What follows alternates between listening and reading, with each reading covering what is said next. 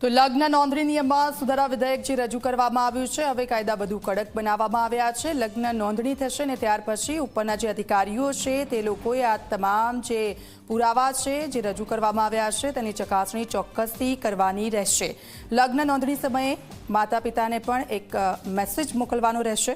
આમ સમાજની દીકરીઓને એટલે લાખો દીકરીઓ હજારો પરિવારના પરિપ્રેક્ષમાં જે પણ નિર્ણય લીધો છે એ તમામ સામાજિક સંગઠનો તમામ સમાજના લોકો વતી અમે એને સહર્ષ સ્વીકારીએ છીએ। સાથે સાથે આપના માધ્યમથી એ પણ જણાય કે રાજ્ય સરકારે જે પણ અમને અત્યારે જે સમય મર્યાદા આપી છે સૂચનો માટેની એ તો અમે કરવાના જ છીએ। અને અત્યારે આવનારા સમયમાં 8 તારીખે જે મહિલા દિવસ છે એ દિવસે ગાંધીનગરની અંદર એસપીજી ગ્રુપ દ્વારા એક સંમેલન થવા જઈ રહ્યું છે।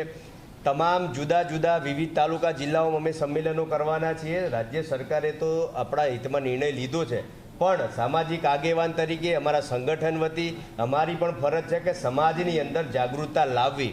એટલે આગામી સમયની અંદર અત્યારે જે સુધારા થયા છે, જે બી નવા સલાહ જે બી સૂચનો મળ્યા છે એ અમે સમાજની વચ્ચે મૂકીશું। અને સાથે સાથે નજીકના જ દિવસની અંદર અમે જે રીતે 28/6/2025ના રોજ અમે જે ચિંતન શિબિર યોજી હતી એવી જ રીતે ગાંધીનગરની અંદર એસપીજી ગ્રુપ અને પાસના જે અમારા મિત્રો છે, અમારી અધ્યક્ષતામાં તમામ જુદા જુદા સમાજના જે આગેવાનો છે એ લોકો